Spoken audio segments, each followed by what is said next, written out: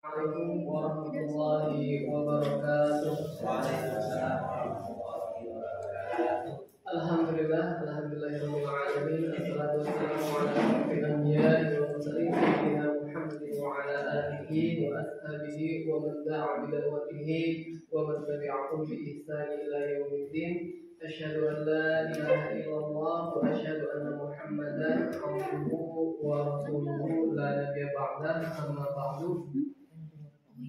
Yang terhormat Ibu Siti Zahrah MPD selaku pengawas pendidikan agama Islam Kementerian Agama Kabupaten Bondowoso untuk Kecamatan Grujugan, dan juga yang sangat kami hormati Ibu Harisah SPDI selaku calon guru penggerak angkatan ke-7, dan juga yang sangat kami hormati dan kami banggakan rekan-rekan guru SD Negeri se-Kecamatan Grujugan Kabupaten Bondowoso, serta hadirin yang tak bisa kami sebutkan satu persatu, namun insya Allah tidak mengurangi rasa hormat dan rasa ta'zim kami. Untuk mempersingkat waktu, saya selaku MC akan membacakan susunan acara. Yang pertama yaitu pembukaan. Marilah kita buka acara ini dengan pembacaan basmalah bersama-sama. Bismillahirrahmanirrahim. Acara yang kedua yaitu diseminasi pemahaman budaya positif yang akan dipaparkan oleh Ibu Harisah SPDI. Kepada beliau, waktu dan tempat kami persilahkan.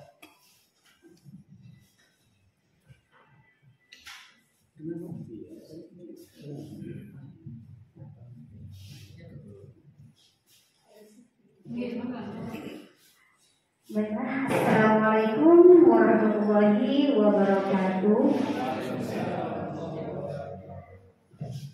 Bapak Ibu yang berbahagia, mohon izin Ibu pengawas juga Bapak Ibu guru PAI Kecamatan Maisan. Kali ini saya akan memaparkan tentang pemahaman budaya positif di sekolah. Baiklah Bapak Ibu, sebelum kita masuk pada materi tentang pemahaman budaya positif di sekolah ini, terlebih dahulu saya perkenalkan diri saya. Mungkin tadi sudah ada yang mengenal ya. Saya Harizah SPDI, calon guru penggerak angkatan 7 Kabupaten Bondowoso. Diseminasi ini dilaksanakan dalam rangka melaksanakan tugas aksi nyata modul 1.4.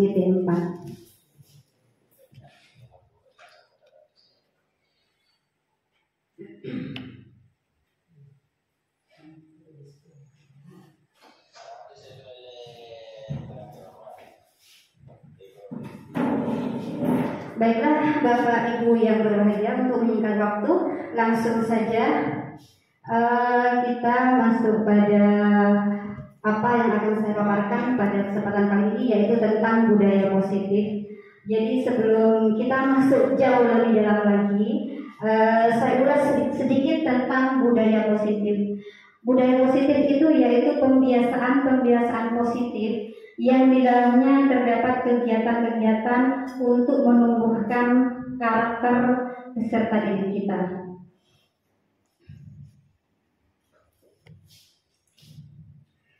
Ya, ini perkataan dari saya. Selamat datang para guru hebat. Mari kita belajar bersama, berkolaborasi, saling mendukung demi mewujudkan budaya positif di sekolah kita masing-masing, di sekolah kita tercinta. Karena saya di sini bukan mau saya mau berbagi pengalaman, bukan saya itu mau mengguru, itu bukan. Karena kita di sini posisinya sama. Mari kita belajar bersama tentang budaya positif itu apa, dan saya akan berbagi pengalaman yang saya dapatkan selama saya mengikuti pendidikan guru penggerak. Lanjut ya. Dalam menerapkan budaya positif di sekolah, ada beberapa hal yang harus kita pahami. Yang pertama yaitu perubahan paradigma belajar, dan juga kaitan dengan budaya positif di sini ada disiplin positif, motivasi perilaku manusia, selanjutnya kebutuhan dasar manusia, selanjutnya lagi tentang posisi, kontrol, restitusi, ada keyakinan kelas, dan juga ada segitiga restitusi. Dari beberapa hal yang berkaitan dan sangat erat sekali kaitannya dengan penerapan budaya positif di sekolah ini, nanti kita akan bahas bersama, nanti kita akan pelajari bersama-sama, saling tukar pengalaman juga, saling berbagi pengetahuan juga. Karena saya di sini tidak seperti yang saya katakan tadi, bukan saya itu mau memberitahu dan sok tahu di sini, tapi kita belajar bersama tentang budaya positif ini. Bapak Ibu yang berbahagia, untuk penerapan budaya positif di sekolah ada hal yang perlu kita ketahui lebih dulu. Sekarang ini terdapat pembelajaran dengan paradigma baru. Apa itu pembelajaran dengan paradigma baru? Pembelajaran dengan paradigma baru ini memungkinkan setiap murid belajar sesuai dengan tahap perkembangannya untuk mewujudkan profil pelajar Pancasila. Tentu Bapak Ibu sudah tahu apa saja dimensi dari profil pelajar Pancasila. Ada berapa ya Bapak Ibu ya? Ada 6 ya. Pertama, beriman dan bertakwa kepada Tuhan yang Maha, beriman bertakwa kepada Tuhan yang Maha Esa dan berakhlak mulia. Yang kedua, gotong royong, berkebinekaan global. Apalagi? Ada yang ingat? Mandiri, bernalar kritis, dan lupa. Ya, kita bisa googling. Enggak Bapak Ibu, biar kita ingat bersama-sama. Sekarang Bapak Ibu pegang HP kan ya?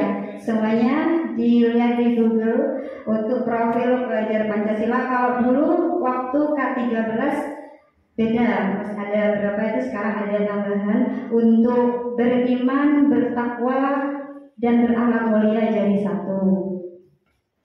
Terus bergotong royong, kebinekaan global, itu yang harus kita terapkan dalam kegiatan sehari-hari, kita aplikasikan di sekolah kita untuk mewujudkan profil pelajar Pancasila.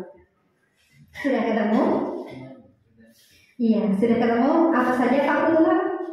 Yang pertama, beriman, bertakwa kepada Tuhan yang Maha Esa dan berakhlak mulia. Yang kedua, mandiri. Mandiri. Ketiga, Yang bernalar kritis. iya. Yang ketiga, kreatif. Mana? Dan yang keempat, bergotong royong. Dan yang kelima, Berkebinekaan global. Iya. Itu sudah ketemu katanya. Nah, pada pembelajaran paradigma baru ini ada perbedaan antara paradigma stimulus respon dengan pendekatan teori kontrol. Kalau dulu mungkin kita itu yang banyak digunakan adalah stimulus respon. Kalau untuk sekarang kita itu dianjurkan untuk lebih menggunakan teori kontrol. Bisa Bapak Ibu perhatikan di slide depan. Agak jelas apa? Jelas Bapak Ibu ya? jelas kasih jelas. Ini kalau stimulus respon itu realitas atau kebutuhan kita sama. Bedanya kalau teori kontrol itu realitas kebutuhan kita berbeda. Terus yang kedua, semua orang melihat hal yang sama, setiap orang memiliki gambaran berbeda. Jadi pada penerapannya pada kegiatan sehari-hari pada anak didik kita itu lebih menghargai perbedaan. Kita tidak harus menuntut anak-anak itu sama dengan keinginan kita, tidak harus menuntut anak-anak itu sama dengan teman-teman yang lainnya. Selanjutnya, kita mencoba mengubah orang agar berpandangan sama dengan kita. Nah, itu yang teori stimulus respon ya. Kalau yang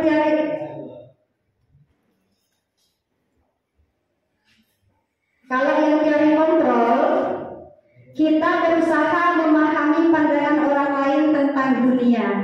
Jadi seakan-akan kalau yang stimulus respon ini terlalu memaksakan dan terlalu menuntut kepada peserta didik kita. Sedangkan kalau teori kontrol, kita itu bukan memaksakan apa yang kita inginkan, tapi kita itu menuntun keinginan mereka. Mereka itu menginginkan apa yang anak didik kita inginkan, kita tuntun agar mereka itu bisa mencapai apa yang mereka inginkan sesuai dengan kodratnya, yang tentunya sesuai dengan kodrat alam dan kodrat zaman. Terus selanjutnya, orang lain bisa mengontrol saya. Kalau teori kontrol itu hanya Anda yang bisa mengontrol diri Anda sendiri. Jadi hanya kita yang bisa mengontrol apa yang kita inginkan, apa yang kita mau, hanya kita yang bisa mengontrol.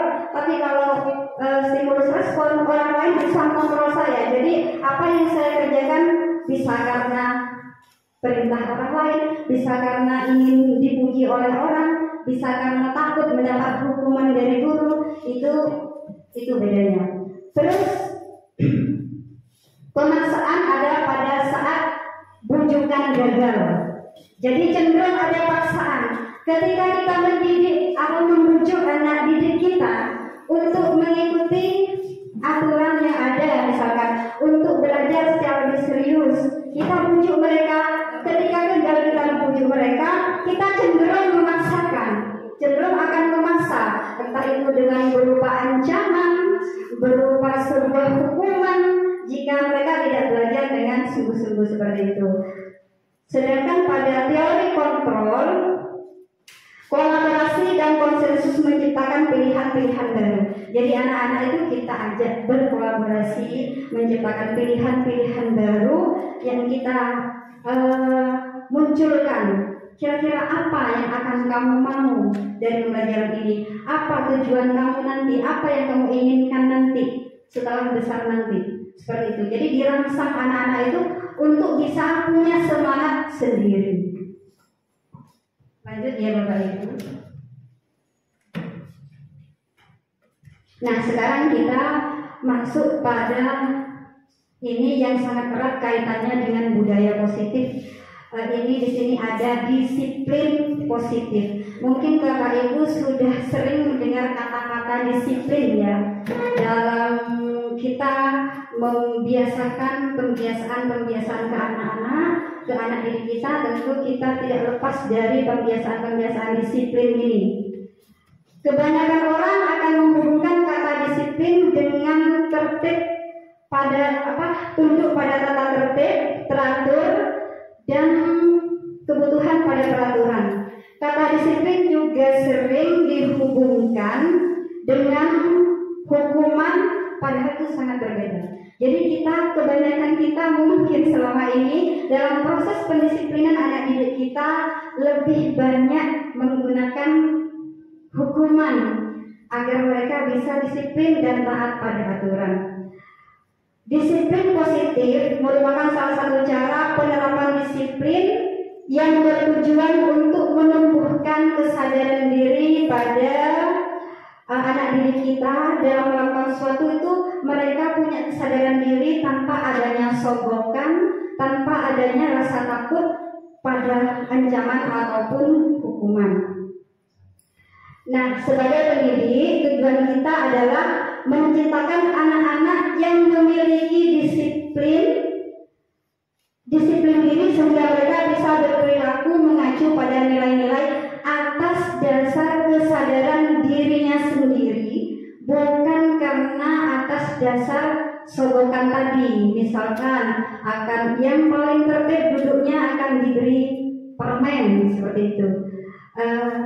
Yang paling tertib nanti yang tidak tertib pulang belakang, itu kan ancaman atau hukuman. Nah, disiplin yang seperti ini yang karena adanya rasa takut pada hukuman atau karena ingin mendapatkan hadiah atau sogokan itu tidak akan tidak akan bisa bertahan lama, dan itu sesuai dengan kondisi. Jika ada hadiah bisa dia disiplin, jika hadiahnya sudah berhenti hilang disiplinnya. Begitu juga jika takut pada hukuman. Jika bapak guru yang sering menghukum itu ada, dia disiplin. Tapi ketika bapak guru yang biasanya memberi hukuman tidak masuk, oh pak guru sering biasa mukul tak masuk, akhirnya nyantai dia. Tapi ketika dirasa disiplin, ketika kebiasaan disiplin itu muncul dalam diri anak itu sendiri, bagaimanapun kondisinya, seperti apapun situasinya, dia akan tetap berperilaku disiplin. Itu ya Bapak Ibu. Kita lanjut. Ada juga hal kedua yang perlu diperhatikan.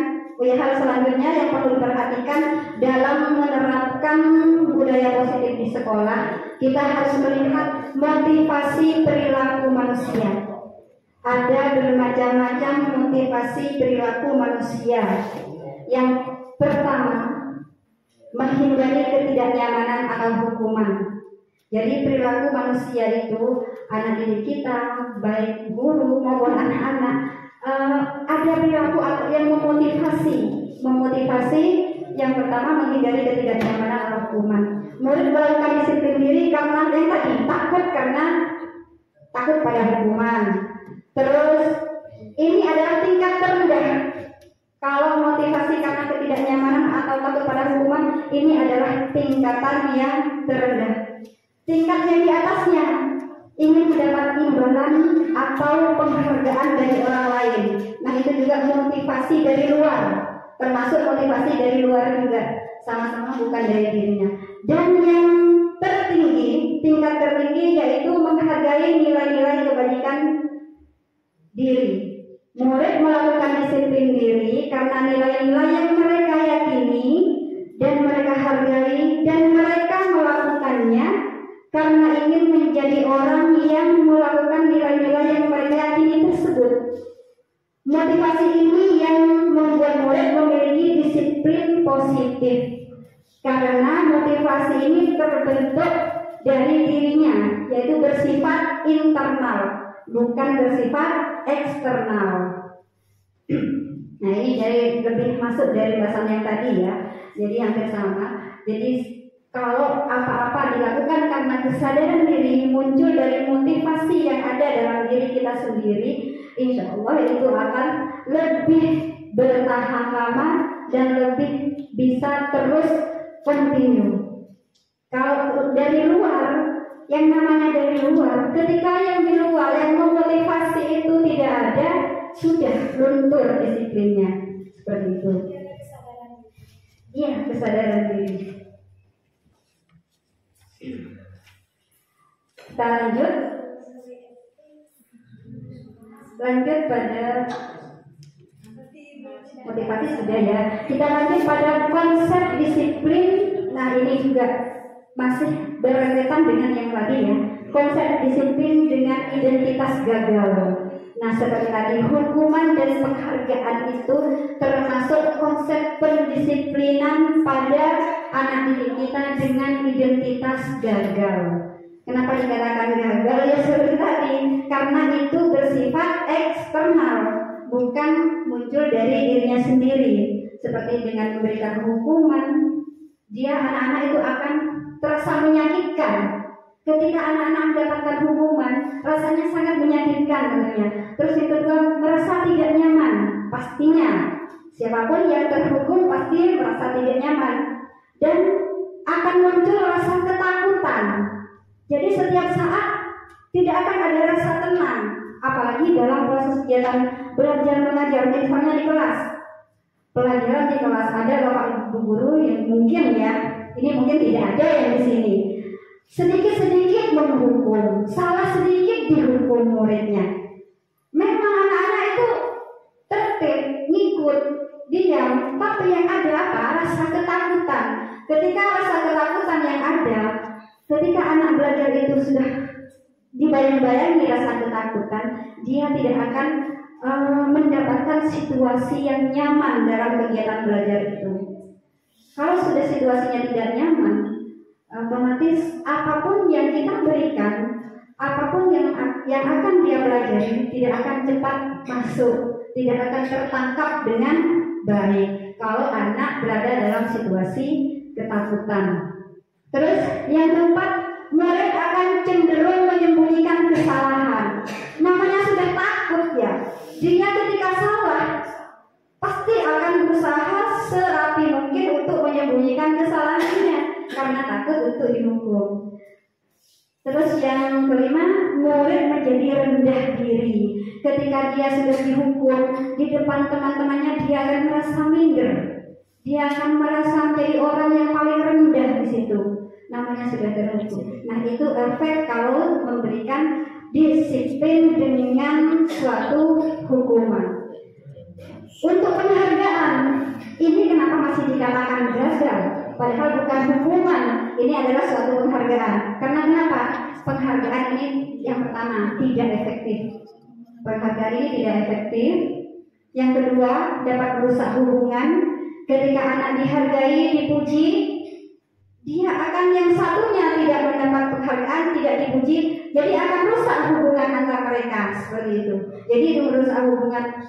Enak kamu dipuji terus, aku enggak. Jadi timbul kesenjangan nanti antara yang sering dihargai dengan yang tidak. Padahal yang dihargai itu karena dia akan benar-benar mungkin sesuai dengan kemauan kita ya Bapak Ibu ya.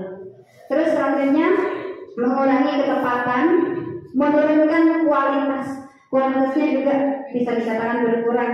Berarti dia hanya karena ingin mendapatkan penghargaan saja.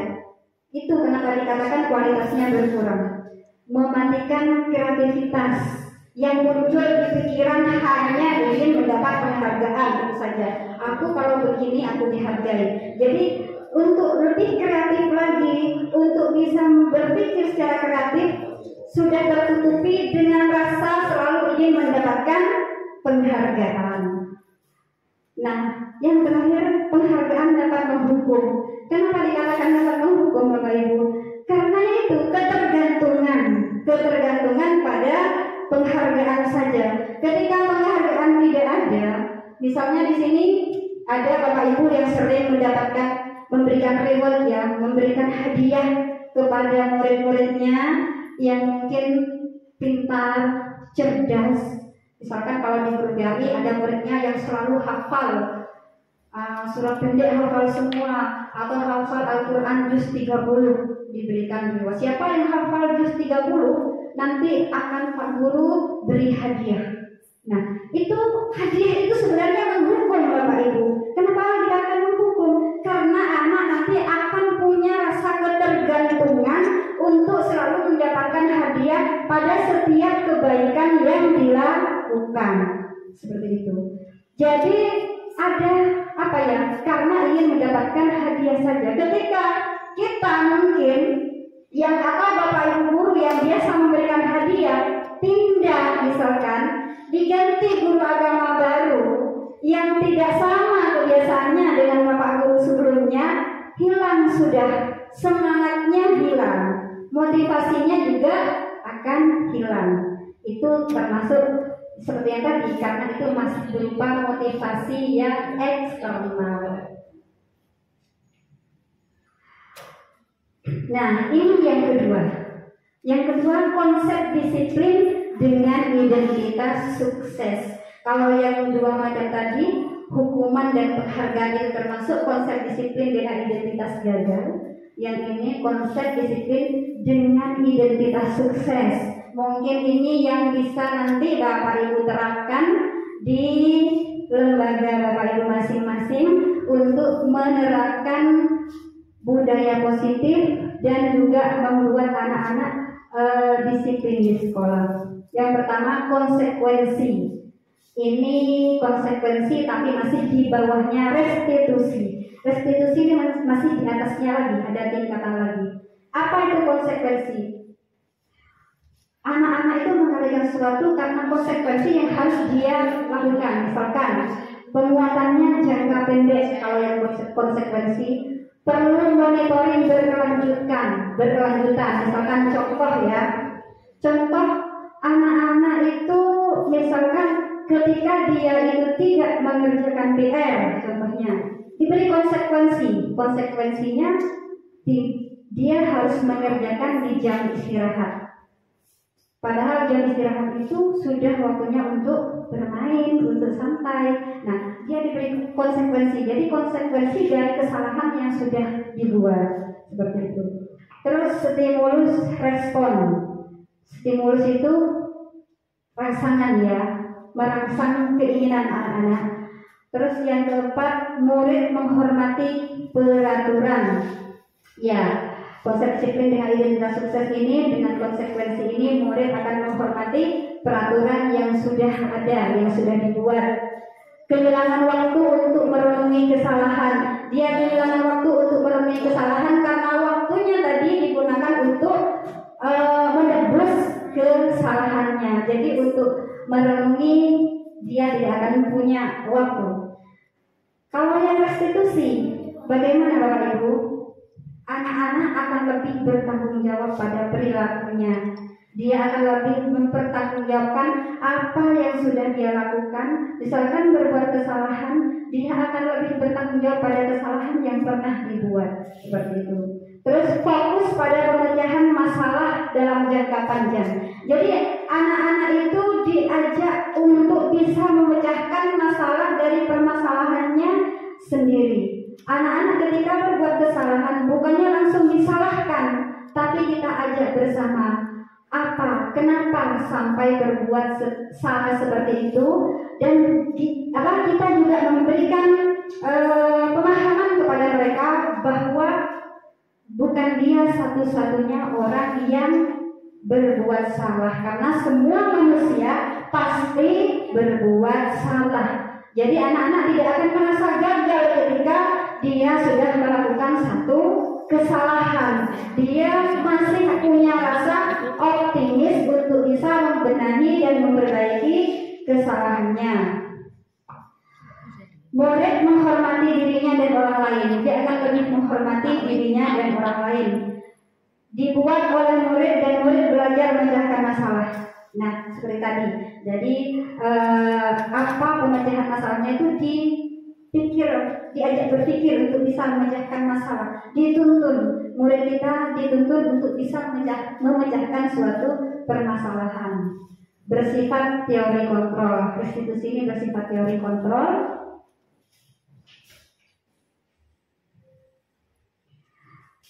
Dan akan memunculkan semangat untuk memperbaiki diri.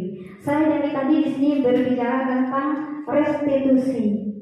Sekarang apa sih restitusi itu? Nah, ini di sini konsep disiplin dengan pendekatan restitusi. Nah, ini pendekatan yang pada saat ini yang paling dianjurkan untuk menerapkan disiplin pada anak didik kita. Sebuah cara menanamkan disiplin positif pada murid. Ya, nih pengertian restitusi adalah proses menciptakan kondisi bagi murid untuk memperbaiki kesalahan mereka. Jadi menciptakan kondisi untuk anak-anak itu bisa memperbaiki kesalahan mereka sendiri, sehingga mereka bisa kembali pada kelompok mereka dengan karakter yang lebih kuat. Jadi kesalahan yang dibuat bukan dijadikan sesuatu yang membuat anak itu merasa rendah diri, merasa minder, merasa jadi orang yang paling salah. Tidak, tapi kesalahan dibuat sebagai suatu pembelajaran agar dia bisa menjadi lebih baik lagi, bisa memecahkan masalah. Apa sih akar masalah dari kesalahan yang sudah dibuat? Apa sebabnya? Anak-anak diajak berpikir seperti itu. Sebab kalau sudah diketahui sebabnya, apa jalan keluarnya agar tidak melakukan kesalahan yang sama di lain waktu. Seperti itu. Nah, restitusi ini juga membantu murid menjadi lebih memiliki tujuan, disiplin positif, dan memulihkan dirinya setelah berbuat salah. Namanya orang sudah berbuat salah ya, pasti yang terbayang dan terpikir rasa tidak nyaman. Sama seperti saya tadi, sudah berbuat salah di depan tidak diberi kue, kan ada rasa tidak nyaman, sudah jadi cari solusi bagaimana ini. Ternyata solusinya dari teman saya dibawakan ya lebih ke depan seperti itu. Nah seperti itu juga ini hanya gambaran pada kita. Gambaran untuk anak didik kita tentunya tidak jauh beda. Ketika peserta didik kita, murid kita melakukan kesalahan, tentu mereka akan merasa tidak enak, merasa tidak nyaman. Jadi dengan pendekatan restitusi ini, anak-anak akan tetap punya rasa percaya diri, punya rasa tekad yang kuat untuk bisa menjadi orang yang lebih baik dan tidak mengulangi kesalahan yang sama di lain waktu seperti itu. Nah, di sini Bapak Ibu ada ciri-ciri restitusi ya. Ciri-ciri dari restitusi ini bukan menebus kesalahan, melainkan belajar dari kesalahan. Seperti yang saya katakan tadi, kesalahan yang dibuat, yang sudah dilakukan, dijadikan sebuah pelajaran untuk tidak melakukan kesalahan yang sama atau kesalahan yang melebihi dari itu di lain waktu. Jadi anak itu akan cenderung lebih berhati-hati lagi, karena seperti yang saya katakan tadi, muncul kesadarannya itu dia sadar melakukan kesalahan muncul dari dalam dirinya. Terus yang kedua, memperbaiki hubungan. Nah, ketika anak berbuat salah, tentu hubungan dengan guru, biasanya kan anak kalau sudah berbuat salah takut. Kalau biasanya tidak menggunakan restitusi tapi pendekatan hukuman dan imbalan tadi, dia ketika berbuat salah cenderung merasa ketakutan, menjauh dari gurunya. Jadi hubungan dengan guru sudah ada jarak. Jadi ada perubahan hubungan yang awalnya baik menjadi kurang baik. Tapi kalau dengan pendekatan restitusi ini akan memperbaiki hubungan karena anak diajak berbicara dari hati ke hati. Memang butuh kesabaran yang ekstra untuk penerapan restitusi ini. Kalau pakai hukuman kan singkat, telat keliling lapangan 100 kali, singkat kan? Tapi kalau pendekatan restitusi, anak-anak diajak bicara dari hati-hati. Apa yang membuat kamu terlambat? Kenapa sampai terlambat? Ada apa? Jadi anak-anak itu diberi pertanyaan, bukan langsung divonis kamu salah, bukan seperti itu. Selanjutnya, sebuah tawaran bukan paksaan. Jadi anak-anak itu diberi penawaran. Apakah kamu akan tetap seperti ini? Apakah kamu mau memperbaiki kesalahan kamu? Jadi diberi penawaran seperti itu, bukan dipaksa. Besok kamu tidak boleh terlambat lagi. Itu namanya paksaan kalau seperti itu. Ya. Jadi dipaksa anak itu untuk mengikuti apa yang kita mau. Terus mencari kebutuhan dasar yang mendasari tindakan. Yang paling dasar, yang paling mendasari dari kesalahannya tadi, dari tindakannya tadi dicari, dikomunikasikan bersama. Fokus pada karakter bukan pada tindakan. Difokuskan pada karakter masing-masing anak ya, karena tiap-tiap anak itu karakternya berbeda. Jadi cara kita menghadapi mereka juga berbeda-beda. Jangan diratakan, jangan disamakan. Tindakan seperti ini semuanya harus begini cara menghadapinya. Jangan Bapak Ibu ya. Kita harus bisa betul-betul itu teliti melihat karakternya anak didik kita agar kita bisa menuntun mereka dengan baik tanpa ada kendala apapun. Menguatkan dan fokus pada solusi. Jadi fokusnya pada solusi. Ketika anak berbuat salah, kita fokus pada solusi apa yang akan diambil oleh anak tersebut agar tidak ada kesalahan lagi besoknya. Jadi anak-anak diberi gambaran kira-kira apa solusinya, penyebabnya kenapa terlambat. Kalau sudah ketemu penyebabnya apa, cari solusinya bersama-sama. Bukan langsung ditunjukkan ke anak. Kamu harus begini biar tidak terlambat, itu beda. Rasanya itu beda, diterimanya anak, di pikiran anak-anak itu akan beda. Tapi kalau anak-anak diajak ikut berpikir bersama, dia akan melekat selamanya di pikirannya. Seperti itu. Kita lanjut. Nah, ini perbedaan Ada perbedaan contoh kasus ya, perbedaan hukuman, konsekuensi dan restitusi. Bisa Ibu baca. Saya ambil salah satu contohnya saja biar tidak terlalu banyak. Guru menghukum murid hormat bendera selama 10 menit. Ini contoh kasus anak yang tidak mengerjakan PR misalkan. Disuruh hormat bendera selama 10 menit. Itu namanya hukuman ya Bapak Ibu ya, menghukum seperti itu. Kalau konsekuensi apa? Guru meminta murid mengerjakan PR-nya di luar kelas. Sebagai konsekuensi dari kesalahan, tidak boleh masuk kelas, di depan kelas. Itu lebih ringan masih tingkatannya dari hukuman. Nah, ada lagi yang paling ringan, restitusi. Guru membantu murid untuk menyadari kesalahannya. Nah, anak-anak itu disadarkan bahwa apa yang sudah dilakukan, dia tidak mengerjakan PR itu, disadarkan anak-anak itu kalau itu salah, dipertanyakan. Kamu tidak mengerjakan PR, apakah ini hal yang benar? Seperti itu ditanyakan ke anak-anak. Pasti anak-anak bilangnya tidak mungkin, iya benar guru, tidak mungkin, karena pasti ada masalah sudah. Iya Ibu salah, mohon maaf. Nah, kalau itu salah, terus bagaimana kira-kira apa yang kamu lakukan? Kenapa kamu tidak bisa tidak mengerjakan PR? Tentu punya alasan kan? Misalkan, iya Bu, kemarin saya lupa. Tuh ya. Nah, anak-anak diajak berkomunikasi dengan kita, memecahkan masalah bersama-sama. Terus lupa, kira-kira apa yang akan kamu lakukan biar tidak lupa? Nah, anak-anak sudah semakin naik untuk mencari solusi ini sudah. Pasti dia akan berpikir kan, apa ya? Pasang alarm Bu misalkan, atau minta ingatkan Ibu kalau ada PR. Seperti itu. Jadi anak-anak itu akan memecahkan masalahnya sendiri, akan mencari solusi sendiri. Nah, ketika sudah seperti itu akan melekat dan mengakar di pikirannya. Oh iya, kira-kira kamu akan melakukan seperti ini mulai kapan? Ditanya. Mulai sekarang Bu.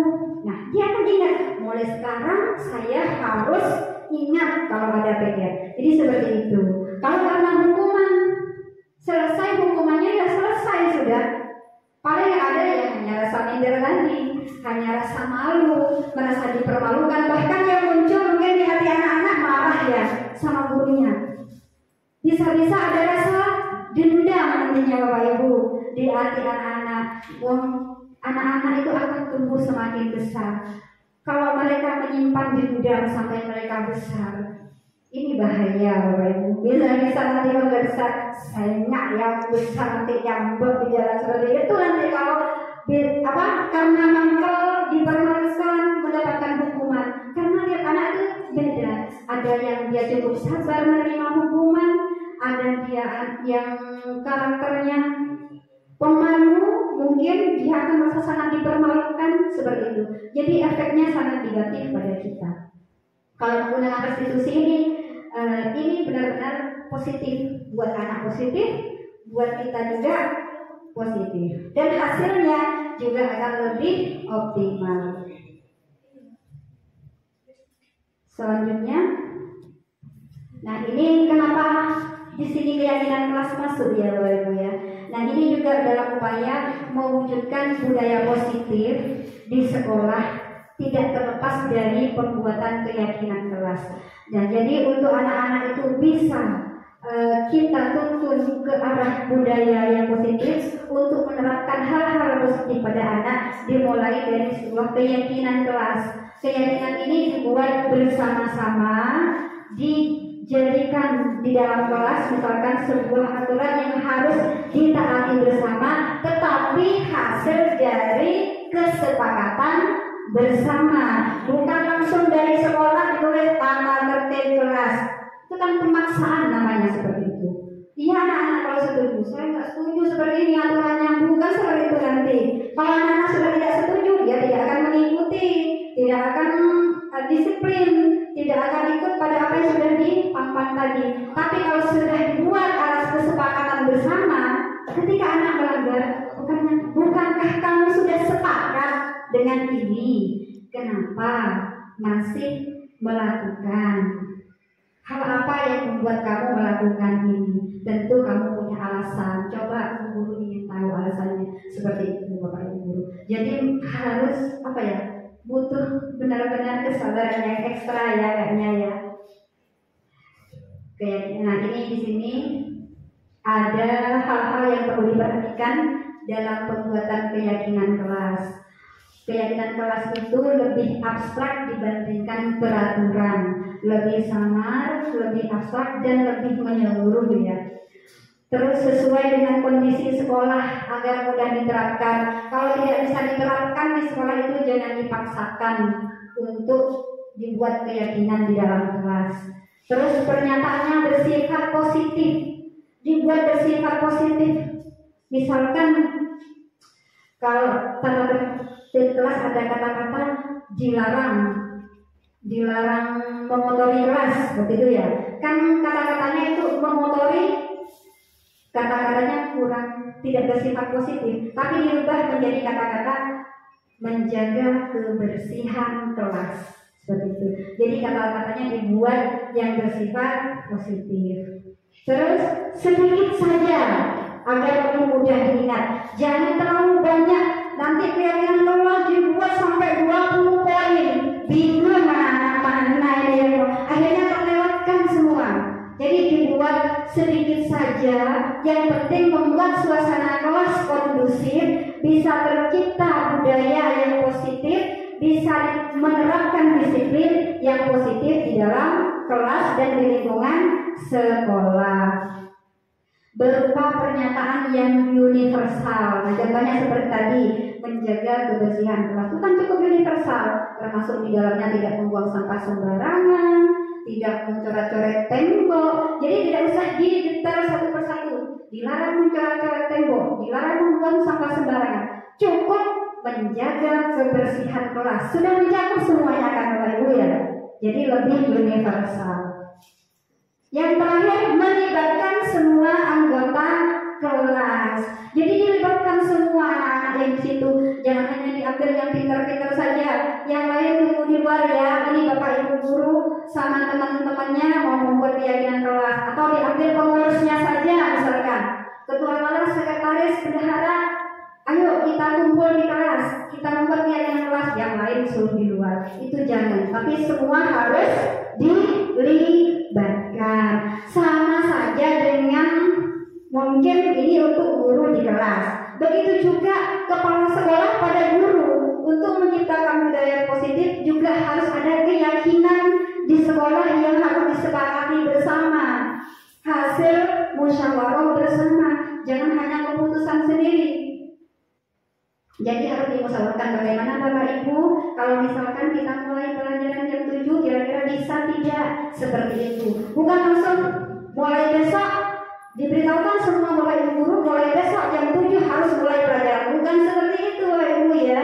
Jadi kepada guru pun sama dengan guru kepada murid seperti itu. Untuk membuat sesuatu menerapkan budaya positif itu bisa diterapkan dengan baik, dengan sempurna, secara maksimal, memang harus hasil dari keyakinan dan kesepakatan yang sudah dibuat bersama. Kalau tidak dibuat bersama, nanti yang satunya, mana aku tidak tahu ada aturan seperti itu. Yang satunya, itu aturan apa? Kan seperti itu. Kalau sudah dibuat bersama, kan jadi mudah diingat juga. Jadi mudah melekat di pikiran juga. Seperti itu Bapak Ibu. Sekarang kita lanjut. Ini mungkin Bapak Ibu capek ngelihat saya di sini berdiri terus. Ini saya ada contoh proses pembuatan kelas. Ini videonya, mungkin kita nonton video dulu.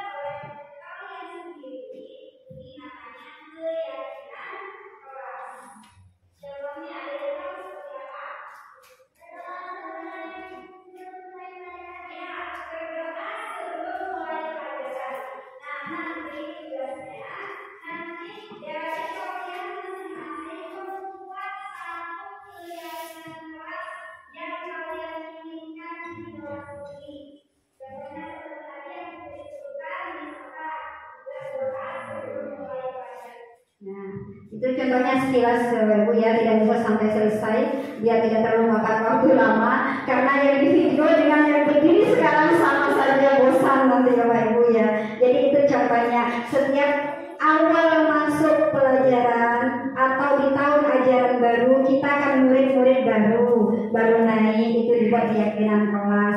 Itu biasanya wali kelas Bu, kalau guru PAI sudah terima jadi. Bisa tidak guru PAI membuat keyakinan kelas? Bisa, mungkin yang berkaitan dengan kegiatan yang khusus di mata pelajaran PAI. Misalkan ada kegiatan sholat duha bersama setiap jadwal pelajaran PAI seperti itu. Bisa, jadi dibuat kesepakatan untuk satu mapel boleh Bapak Ibu ya, tidak harus wali kelas. Selanjutnya, nah seperti itu nanti keyakinan kelasnya ditempel, apa yang sudah ditulis anak-anak ditempel. Nanti kita pilih mana yang disepakati, harus semuanya dimasukkan di dalam keyakinan kelas seperti itu. Nah lanjut, sekarang kita beralih pada kebutuhan dasar manusia. Dalam menerapkan budaya positif di lingkungan sekolah kita, di lingkungan kelas maupun di lingkungan sekolah kita, ada hal yang perlu kita perhatikan di sini, yaitu kebutuhan dasar manusia. Setiap manusia itu memiliki kebutuhan dasar. Yang pertama, kebutuhan untuk bertahan hidup. Kita harus pahami itu. Kalau setiap manusia punya kebutuhan untuk bertahan hidup. Jadi kita jangan pernah melarang. Misalkan ya, contohnya, karena ini menerapkan disiplin, anak-anak dari jam 7 pagi sampai jam 11 tidak boleh keluar kelas, tidak dikasih makan. Dia kan nanti kebutuhan untuk bertahan hidupnya tidak ada. Jadi anak-anak diberi kesempatan juga untuk bisa bertahan hidup, contohnya dengan memberi kesempatan anak-anak untuk jam makan seperti itu. Terus selanjutnya kebutuhan, termasuk kebutuhan dasar manusia, kebutuhan akan kesenangan. Jadi kita harus paham betul kalau anak-anak itu butuh kesenangan. Bukan hanya anak-anak, kita pun juga seperti itu ya Bapak Ibu, pasti juga membutuhkan kesenangan. Jadi jangan terlalu serius anak-anak ketika belajar. Apa yang membuat anak senang? Kita lihat apa kiranya sih yang membuat anak senang. Kita cari. Sekali-kali anak-anak diajak bertepuk-tepuk tangan, itu membuat mereka senang. Diajak menyanyi, diajak menggerakkan tangan, bukan hanya fokus diskusi terus, mendengarkan Bapak Ibu guru ceramah terus, bosan nanti anak-anak ya. Terus yang ketiga, penguasaan pada pengakuan dan kemampuan. Jadi anak-anak itu butuh penguasaan, diakui kemampuannya. Penguasaannya itu butuh untuk menguasai sesuatu seperti itu. Terus apalagi kebutuhan dasar, butuh akan rasa kasih sayang dan rasa diterima. Jadi kita itu di kelas mengajari mereka dengan penuh rasa kasih sayang, anggap anak sendiri. Tapi kadang anak sendiri aja kita bentar-bentar ya, nggak telaten, malah lebih telaten sama anaknya orang kayaknya ketimbang anak sendiri. Jadi kalau kita mendidik mereka dengan penuh rasa kasih sayang, mendisiplinkan mereka, menerapkan budaya positif tadi dengan penuh kasih sayang, insya Allah anak-anak itu akan mudah menerapkan budaya positif yang memang kita inginkan di sekolah kita, di lingkungan sekolah kita. Terus yang terakhir, kebutuhan dasar manusia itu, setiap manusia itu butuh kebebasan untuk memilih, ya. Kadang-kadang anak-anak ada yang bilang, Bu Guru jangan belajar seperti itu terus, saya ingin Bu Guru lah. Jangan seperti itu Bapak Ibu ya, karena anak-anak itu juga punya kebutuhan dasar. Setiap manusia punya kebutuhan dasar yang ini. Dan yang nomor 5, kebebasan untuk memilih. Ya diberi pilihan, ya boleh nanti belajar seperti itu, sekarang belajar ini dulu ya nak, seperti itu ya. Jadi bukan kita itu maksakan.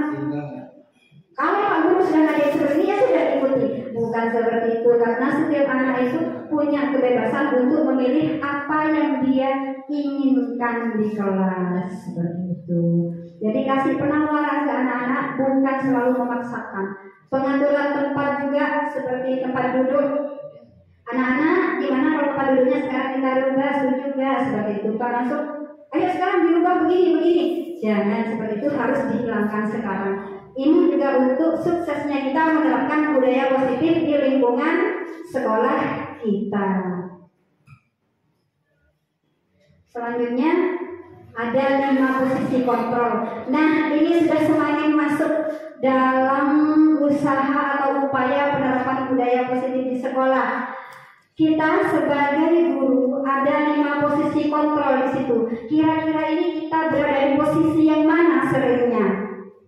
Yang pertama, nah itu bisa Bapak Ibu baca sendiri, sebagai penghukum, pembuat kesal bersalah, teman, pemantau, dan manajer. Untuk lebih jelasnya, ini ada contoh videonya seperti apa posisi penghukum, bagaimana cara berbicaranya guru yang berada di posisi penghukum.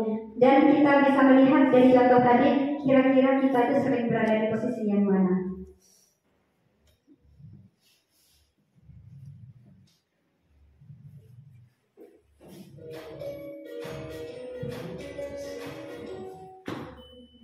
Salam bahagia Ibu dan Bapak Ibu hebat. Dalam penerapan disiplin positif restitusi, salah satu program yang dikembangkan adalah 5 posisi kontrol. 5 posisi kontrol. Jelas suaranya Bapak Ibu? Jelas. Kalau kurang nyaring, saya nyaringkan. Pada video kali ini, kita akan membahas tentang 5 posisi kontrol yang dikembangkan oleh Dayan Johnson dan contoh penerapannya.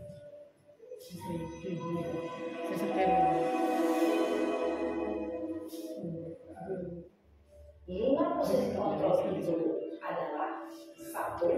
Posisi penghukum, 2. Posisi pembuat rasa bersalah, Selama ini ada lama di contohnya Ibu ya, posisi Bapak Ibu. teman, 4. Yang lebih bisa dipahami tentang 5 posisi kontrol dan kita seringnya di posisi yang mana dan mana posisi terendah, posisi tertinggi. Mari kita saksikan kasus Naren yang terlambat hadir 20 menit di sekolah dan melihat bagaimana kelima posisi kontrol dalam menghadapi masalah tersebut.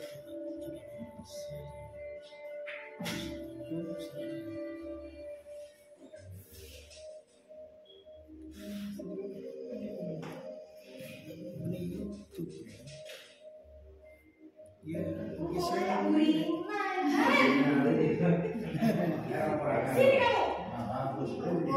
Ya bagus dulu. Selalu terlambat. Oke. Pasti terlambat. Ada dimakan. Saya makan dulu. Apa coba? Ada dulu lagi. Kapan sih kamu tidak terlambat? Malas sekali kamu jadi anak. Dasar pemalas. Kapok sih kamu. Nasi goreng pakai dulu.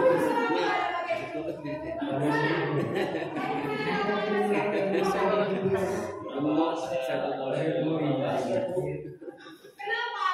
Kamu malah ibu. Berani-beraninya jawab. Sudah terlambat, masih berani jawab pula.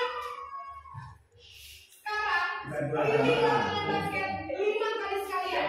Biar kapok. Cepat. Pergi sana ke lapangan basket.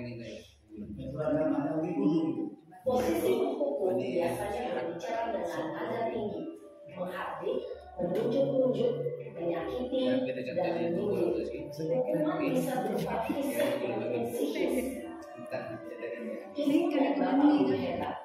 Dampak yang terjadi pada murid ketika guru berada pada posisi penghukum adalah murid cenderung akan memberontak, bahkan menyimpan dendam.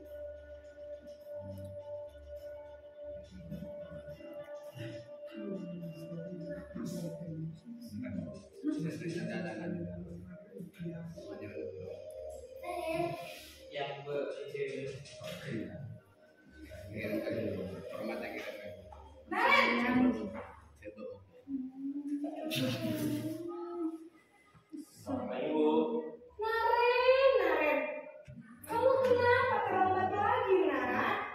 Ya Tuhan, Naren, kamu senang ya bikin ibu susah ya? Kalau kamu terlambat lagi, nanti ibu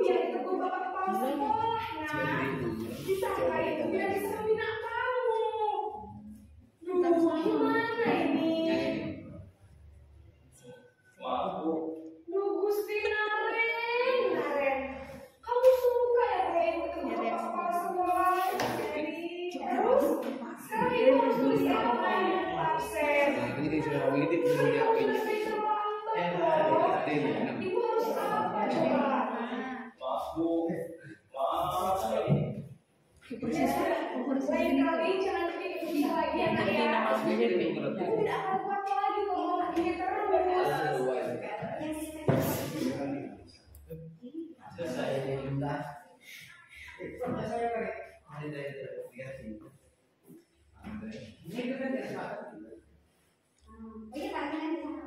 Posisi pembuat rasa bersalah berbicara dengan nada senang, cenderung lembut. Namun kata-kata yang diucapkan membuat murid merasa menjadi orang yang gagal, memandang buruk dirinya sendiri, merasa tidak berharga, dan tidak sanggup membahagiakan orang lain. Ketika guru mengambil posisi pembuat rasa bersalah, murid akan menganggap dirinya yang bersalah dan ia akan menyimpan emosi negatif tersebut di dalam dirinya. Ini tingkatan di atasnya ya, berdua setelah posisi begitu.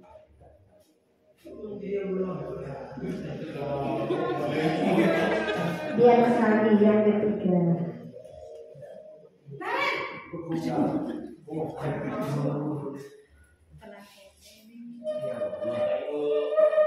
Wah, sudah jam berapa ini nak? Terlambat lagi ya sayang.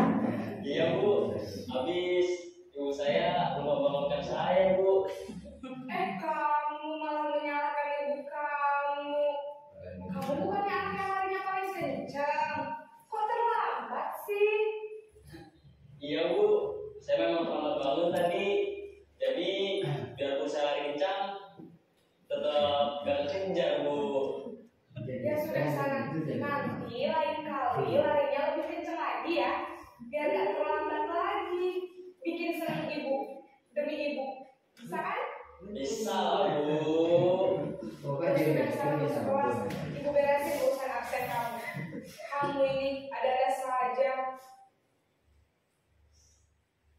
Dalam posisi teman, guru berbicara dengan nada suara ramah, akrab, cenderung bersendar gurau untuk menjaga suasana tetap santai. Murid akan merasa senang, aman, dan akrab dengan guru. Identitas yang tercipta adalah identitas sukses atau berhasil. Namun, perlu diingat, karena ini masih dorongan eksternal, maka ada faktor ketergantungan dari murid kepada orang tertentu. Di sini guru absennya, sehingga di lain waktu murid bisa berperilaku baik, namun hanya kepada orang-orang tertentu saja.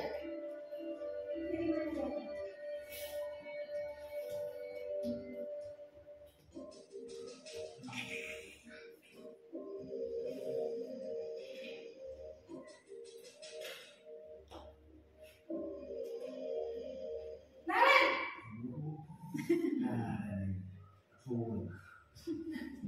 Selamat pagi Bu. Naren, apa peraturan sekolah kita tentang jam berapa kita harus masuk sekolah, nak? Kita harus di sekolah jam 7 Bu. Iya betul, sekarang sudah jam 7.20. Naren sudah tahu konsekuensinya jika terlambat hadir. Paham Bu, saya harus tinggal kelas pas jam istirahat selama 20 menit. Iya benar, konsekuensinya demikian. Jadi nanti jam 9.30 pas istirahat, kamu harus tinggal di kelas, kerjakan tugas tambahan untuk ketertinggalan kamu, ya? Baik Bu.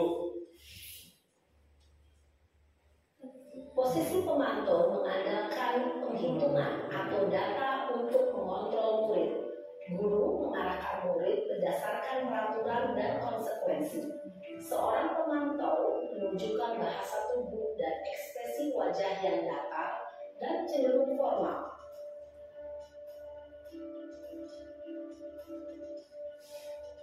Ini posisi terakhir ya Bapak Ibu. Ini posisi yang tertinggi. Posisi apa ya? Posisi sebagai manajer. Posisi guru sebagai manajer. Posisi apa ya? Naren!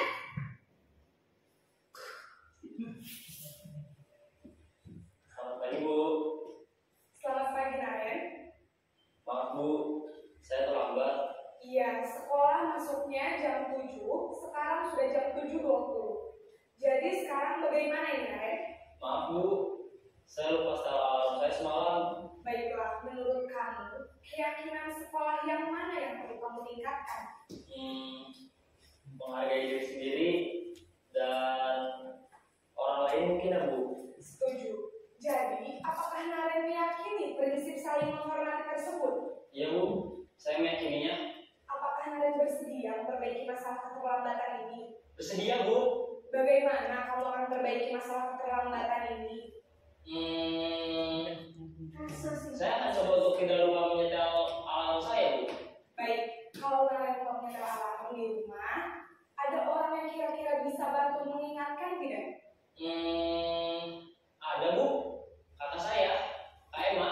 Ada lagi selain Kak Emma? Selain Kak Emma, ada ibu saya. Baik, jadi yang mengingatkan Naren adalah Kak Emma dan ibu kamu ya? Kira-kira akan mulai start alarm kapan Naren? Setelah pulang sekolah, akan segera saya lakukan. Baik, jadi Naren akan setel alarm untuk bangun besok pagi dan akan diingatkan oleh kakak dan ibu dan Naren ya. Ada lagi yang mungkin perlu dilakukan Naren agar tidak terlambat bangun lagi? Tidak ada Bu. Baik Naren, terima kasih untuk kerjasama kamu. Sekarang kamu perlu kembali ke kelas untuk belajar. Baik Bu, terima kasih. Posisi manajer adalah posisi kontrol yang disarankan untuk membimbing murid memiliki sikap disiplin yang positif, yaitu murid yang mandiri, bertanggung jawab, dan dapat memecahkan masalah. Tujuan dari posisi ini adalah agar murid dapat berefleksi atas tindakannya. Guru akan dengan tulus memberikan pertanyaan-pertanyaan bermakna, sehingga murid dapat belajar dari kesalahannya dan mencari sebuah solusi untuk menyelesaikannya. Ibu dan Bapak Guru hebat. Itu barusan ya, 5 posisi kontrol seorang guru. Jadi kita sebagai seorang guru pastinya pasti akan pernah berada di posisi itu. Entah posisi yang mana yang kita sering berada. Kira-kira kalau Bapak Ibu seringnya di posisi yang mana? Di posisi sebagai apa tadi? Di posisi sebagai pemantau. Ya, ada posisi sebagai teman. Sebenarnya di sini dari cara kita menyampaikan logat kita, dari kata-kata yang tersampaikan yang menentukan kita berada di posisi yang mana. Kalau penghukum kita cenderung lebih kasar ya, lebih keras dan kata-katanya sedikit. Kalau di posisi yang tertinggi, di posisi manajer, kita itu cenderung lebih sabar menghadapi anak-anak, tetapi tetap tegas. Beda dengan posisi sebagai teman, seperti sama temannya barusan kelihatan terlalu genit gurunya ya Bapak Ibu ya, di posisi sebagai teman. Jadi yang paling dianjurkan di sini adalah posisi sebagai manajer. Selanjutnya yaitu segitiga restitusi. Sebenarnya segitiga restitusi ini contohnya sudah ada tadi pada posisi manajer ya Bapak Ibu ya. Ketika kita memecahkan suatu masalah, ketika ada peserta didik kita yang melakukan kesalahan, kita selesaikan dengan menggunakan menerapkan segitiga restitusi. Apa saja segitiga restitusi itu? Yang pertama, menstabilkan identitas. Ini adalah bagian dasar dari segitiga. Yang di bagian bawah itu menstabilkan identitas, yang bertujuan untuk mengubah identitas anak dari orang yang gagal karena melakukan suatu kesalahan menjadi orang yang sukses. Di situ ada kata-kata anak yang ketika tadi merasa dia gagal, ketika dia merasa gagal sudah melakukan kesalahan, kita ubah pemikiran anak itu menjadi kesalahan tersebut bukan sesuatu yang membuat dia gagal, tapi akan membuat dia sukses karena itu akan dijadikan pelajaran agar dia tidak mengulangi kesalahan yang sama. Yang kedua, validasi tindakan yang salah. Setiap tindakan kita lakukan dengan suatu tujuan untuk memenuhi kebutuhan dasar. Kalau kita memahami kebutuhan dasar apa yang mendasari sebuah tindakan, kita akan bisa menemukan cara-cara yang paling efektif untuk memenuhi kebutuhan tersebut. Terus yang ketiga ada menanyakan keyakinan. menanyakan keyakinan. Di situ adalah teori kontrol menyatakan bahwa kita pada dasarnya termotivasi secara internal, bukan secara eksternal. Contohnya, misalkan ada anak yang seperti tadi berbuat kesalahan, kita tanyakan apa yang mendasari tindakan dia sampai melakukan kesalahan seperti itu, penyebabnya apa, ditanyakan secara baik-baik. Setelah ketemu penyebabnya, ternyata bangunnya kesiangan. Kenapa bangunnya kesiangan? Ditanya lagi, karena tadi malam selalu begadang misalkan. Nah, sudah ketemu penyebabnya, malam begadang yang membuat dia itu bangun kesiangan. Nanti diajak anak itu untuk memecahkan masalah, mencari solusi. Apa kira-kira yang akan kamu lakukan agar kamu tidak kesiangan lagi? Tidur lebih awal, Bu, seperti itu. Dia akan berpikir, apa ya, kalau begadang atau tidur terlalu larut malam membuat dia bangun kesiangan. Tentu dia akan berpikir, oh, kalau saya bangun tidurnya lebih awal, saya tidak akan kesiangan. Pertama. Yang kedua, pasang alarm biar tidak bangun kesiangan lagi. Jadi anak itu diajak ikut memecahkan masalah, mencari solusi dari permasalahan yang sudah dihadapi agar tidak terulang kesalahan seperti itu lagi. Dan terakhir ditanyakan ke anak-anak, kira-kira kalau sudah tahu pemecahannya, solusinya sudah tahu apa, kira-kira mulai kapan kamu akan melakukan ini, seperti itu. Jadi anak-anak akan ada kesadaran dia memperbaiki kesalahan bukan karena takut pada bentakan gurunya, bukan karena ingin dipuji sebagai murid teladan, bukan, tapi karena betul-betul kesadaran dirinya kalau datang ke tempat itu adalah hal yang salah dan saya harus memperbaiki itu. Apa yang harus saya lakukan? Dicari sendiri solusinya, diajak untuk berpikir mencari solusi dari sebuah permasalahan. Jadi ini mengajarkan anak juga untuk berpikir kritis dan mandiri. Jadi guru itu enak tinggal menuntun mereka, mengarahkan saja, bukan menuntut kamu harus begini. Gurunya yang pusing. Anak belum tentu mau mengikuti. Tapi kalau sudah anak diajak berpikir juga, dia akan ingat, oh ini saya harus begini, ini yang terbaik buat saya, ini yang baik untuk saya harus seperti ini. Jadi muncul dari kesadaran diri dan keinginan diri yang kuat, bukan dari faktor eksternal, tapi dari faktor internal yang ada pada diri anak itu sendiri.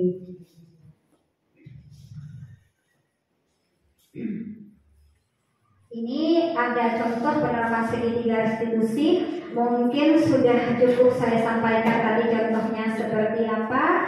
Tapi ini lebih lebih panjang. Cuma karena waktunya sudah mepet, ya. Mungkin Bapak Ibu sudah bisa menangkap seperti apa contoh penerapan segitiga restitusi. Tidak jauh beda dengan posisi kontrol di posisi manajer tadi. Jadi seperti itu penerapan segitiga restitusi. Ketika kita berbuat kesalahan, bukan langsung dibentak, ditegur di depan teman-temannya, bukan. Karena itu akan membuat dia minder, merasa akan dipermalukan.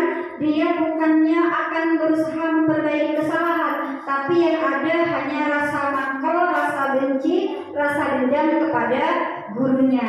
Bukan menyadari kesalahannya, bahkan dia tidak mau itu dianggap hal yang salah. Seperti itu.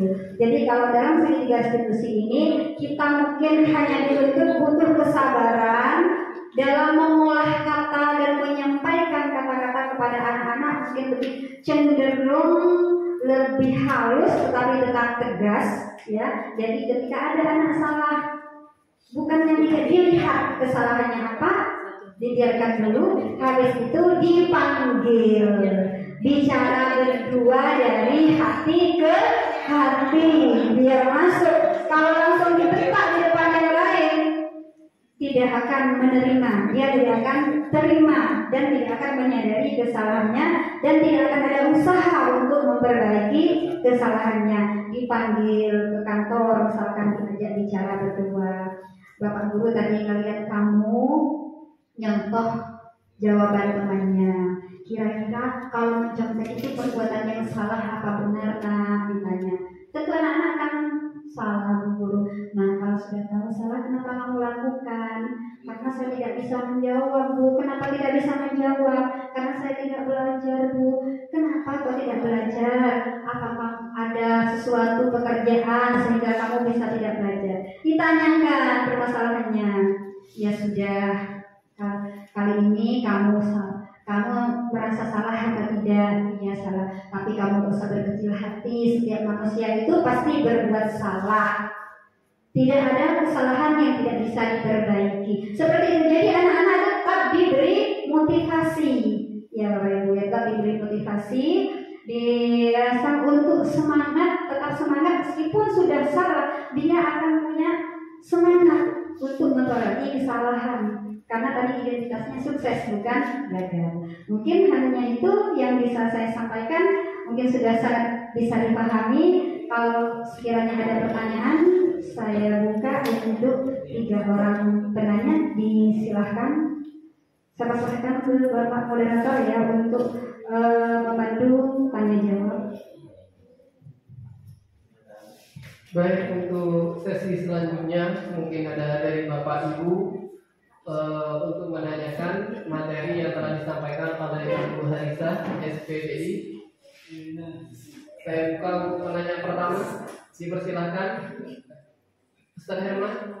Mungkin ada yang perlu ditanyakan.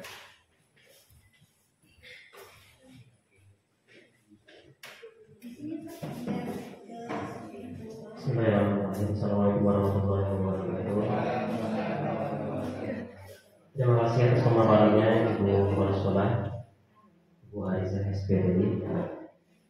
Alhamdulillah, memang pemaparan ini sedikit membuka semua pemikiran kita untuk lebih pasang rem dan sangkan dari. Karena begini Bu, manusia itu kan tidak luput dari 2 unsur, rohani dan jasmani.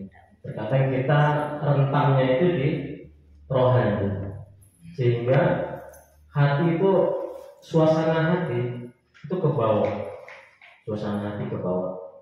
dan juga Rasul mengatakan bahwasanya Allah itu maha membolak-balikan hati.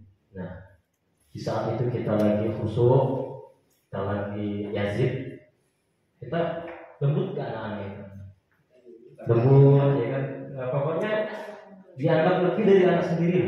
Tapi ketika kita yangkus, kita kurang ya tadi dibolak-balik hati kita yangkus dan ada maksiat yang kita lakukan lah, ada maksiat yang kita lakukan, mungkin maksiat itu yang bisa mempengaruhi hati kita sehingga terbawa, dan itu hilang kendali.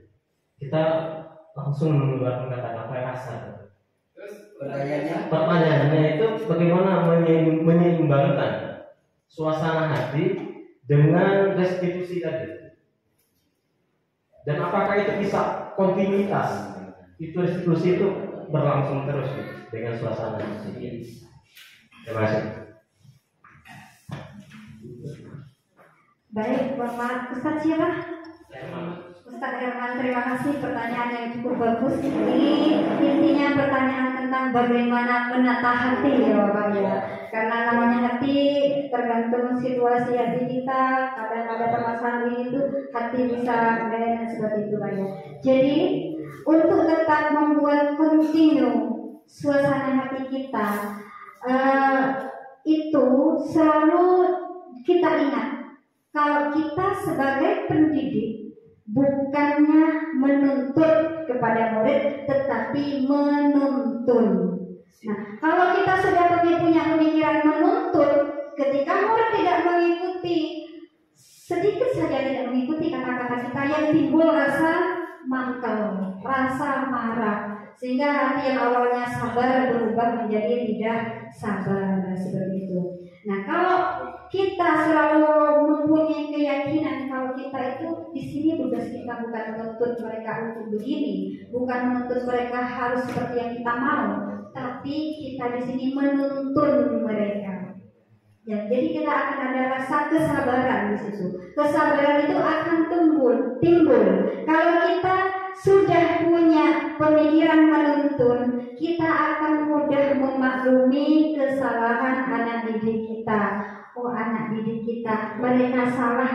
Tugas kita untuk menuntun mereka ke arah yang benar. Mereka sulit untuk dituntun. Kita paham karakter manusia itu berbeda-beda. Ada yang mudah dituntun, ada yang tidak mudah dituntun. Jadi pahami kalau setiap murid punya karakter, perilaku, sifat yang berbeda-beda. Harus pahami itu. Harus tetap kita ingat itu agar suasana hati kita tidak mudah terbolak-balik, agar kesabaran selalu ada di hati kita. Dan juga apapun yang menjadi permasalahan di rumah, usahakan tidak dibawa ke sekolah.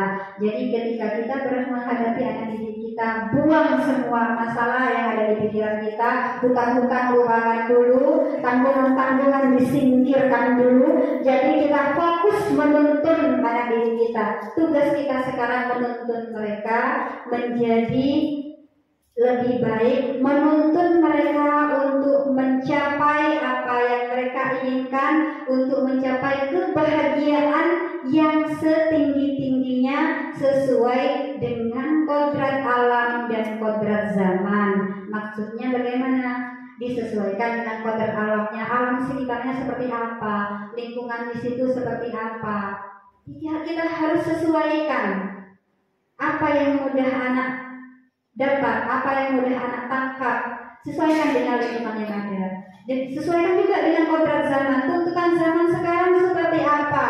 Misalkan zaman sekarang sudah IT yang namanya gadget ya, sudah dipegang anak kecil, anak hal-hal yang negatif yang harusnya tidak boleh dilihat anak kecil sudah dilihat, dipertontonkan secara bebas.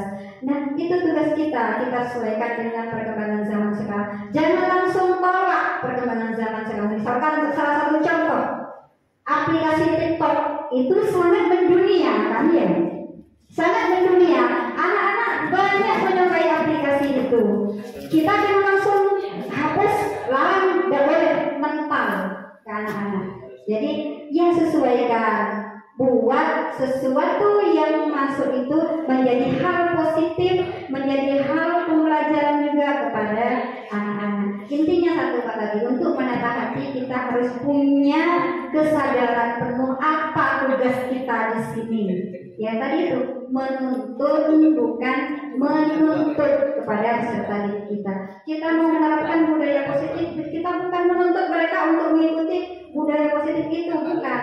Tapi kita tuntun mereka untuk bisa berperilaku disiplin secara positif. Kita arahkan mereka untuk bisa menjadi lebih baik lagi, menjadi anak yang disiplin, giat, mandiri, kreatif. Itu tugas kita untuk menuntun mereka. Jadi ketika ada anak yang berbuat kesalahan, kita jangan marah.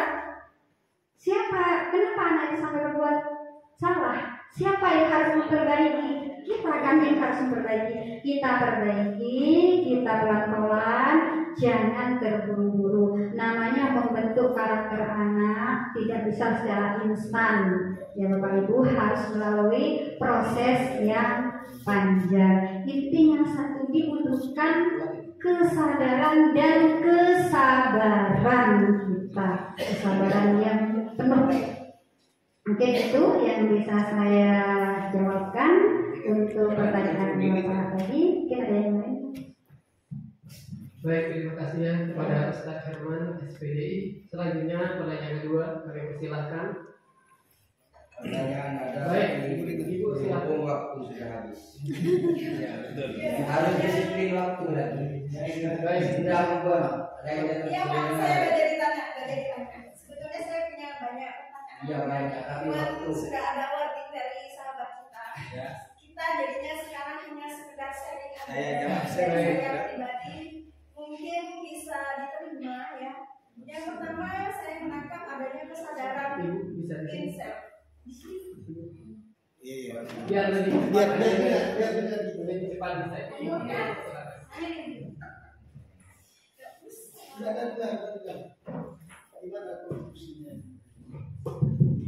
Assalamualaikum warahmatullahi wabarakatuh. Sebetulnya dari saya ada beberapa pertanyaan, namun sudah mengingat waktu kita yang terlalu ini ya. Terima kasih atas ilmu yang sudah diberikan. Di sini saya menangkap ada beberapa hal yang perlu kita ada kesadaran pada diri kita ya. Bukan kesadaran itu bukan hanya kita sebagai menyadarkan anak didik, tetapi kita sebagai guru juga harus ada kesadaran pribadi dari kita sebagai guru. Apa itu? Dari kita sendiri, kita datang ke sekolah untuk apa? Katanya tadi untuk mengajar atau menuntut anak didik, bukan menuntut mereka supaya pandai, supaya ini dan sebagainya. Namun dari kita pribadi harus kita menyiapkan diri kita. Apa yang ingin kita sampaikan itu juga harus sudah tercover di otak kita hari ini. Kesadarannya di situ. Menurut saya kita juga harus punya. Oh, saya akan menyampaikan ini. Saya hadirnya di kelas itu. Apa yang ingin kita berikan? Tidak ujuk-ujuk datang ke kelas harus gini. Tidak. Harapan saya ke sana. Ada kesadaran pribadi yang harus kita siapkan sebagai guru yang baik. Menurut saya seperti itu, Bu. Siap. Itu saja pertanyaannya, mungkin nanti saya akan memberikan secara pribadi aja. Baik, terima kasih. Assalamualaikum warahmatullahi wabarakatuh. Bisa ditanggapi. Baiklah, terima kasih Ibu Lina. Ini sebuah sharing yang sangat bagus, sebuah masukan yang sangat bagus juga. Ya, memang kita itu di samping dalam penerapan budaya positif ini, dalam kita menerapkan budaya positif di lingkungan sekolah kita juga dituntut untuk bisa mempunyai persiapan yang matang gitu Ibu ya. Ketika kita mau menuju ke sekolah tentunya kita sebagai mungkin Bapak Ibu sebagai guru PAI yang katanya barusan besok ngajar di kelas berapa. Nah, untuk kegiatan atau KBM, kegiatan belajar mengajar yang akan berlangsung di situ juga memang harus benar-benar dipersiapkan. Jadi selain kita juga mempersiapkan mental, selain kita mempersiapkan hati, menata hati, kita juga butuh persiapan administrasi juga, persiapan materi juga, terus strategi apa yang akan kita terapkan di kelas, terus pembelajaran model apa yang akan kita terapkan di kelas nanti, itu juga perlu dipersiapkan secara matang, terlepas dari upaya dan usaha kita menerapkan budaya positif di lingkungan sekolah kita juga jangan sampai mengesampingkan apa-apa yang harus kita persiapkan untuk suksesnya kegiatan belajar mengajar di kelas nanti. Nah, itu kegiatannya dengan kegiatan belajar mengajar yang termasuk juga di dalamnya akan tercermin juga budaya positif yang akan muncul di kelas nanti. Kalau kita sudah mempersiapkan strategi apa, misalkan ada anak yang tidak mau dengan strategi kita, nah, disinilah tugas kita. Untuk menyelesaikannya, untuk memecahkan masalah itu. Kan kadang ada anak yang keluar masuk kelas alasan tidak jelas ya, padahal guru sudah materinya sudah matang, strateginya sudah bagus, terus bahan-bahan ajarnya sudah lengkap, misalkan sudah ada macam-macam metode yang digunakan, tapi kenapa kok masih ada yang tidak betah keluar masuk alasan ini itu kan menunjukkan anak tidak betah di kelas. Nah, kita cari solusinya apa sih yang kurang dari yang paling saya sampaikan. Nah, kalau sudah kita merasa apa yang sudah kita sampaikan semuanya persiapannya sudah matang, baru kita ke anak itu untuk menerapkan dia bisa disiplin, bisa mengikuti pembelajaran dengan baik. Kita pertanyakan kenapa keluar masuk kelas, masalahnya apa, sebabnya apa, kita cari akar masalahnya seperti itu. itu. Ini dalam upaya penerapan budaya positif di sekolah, tentunya dengan memakai segitiga restitusi tadi untuk memecahkan suatu permasalahan dan tetap berusaha memposisikan diri kita berada di posisi kelima, posisi teratas, yaitu posisi sebagai manajer. Jadi mudah-mudahan setelah ini kita bisa mengurangi posisi kita di posisi penghukum ya Bapak Ibu ya, karena menghukum itu seperti yang saya sampaikan tadi sangat membuat efek yang tidak baik pada peserta didik kita. Mungkin karena waktunya sudah selesai, sudah cukup panjang, sudah cukup lama, saya cukupkan sampai di sini. Mudah-mudahan apa yang saya sampaikan tadi bermanfaat bagi saya pribadi, juga bagi Bapak Ibu semuanya. Kurang lebihnya jika ada kesalahan itu di luar kesengajaan saya, itu adalah atas kekurangan saya sebagai manusia. Jika ada hal yang lebih, itu adalah dari Allah semata. Mungkin hanya itu dari saya. Wabillahi taufiq wal hidayah, wabillahi wal inayah. Wassalamualaikum warahmatullahi wabarakatuh. Baiklah Bapak Ibu guru KKG Pendidikan Agama Islam SD Negeri Sekecamatan Gujukan Kabupaten Bondowoso. Demikianlah acara kita pada hari ini, dan marilah kita tutup acara kita dengan pembacaan hamdalah bersama-sama. Alhamdulillah.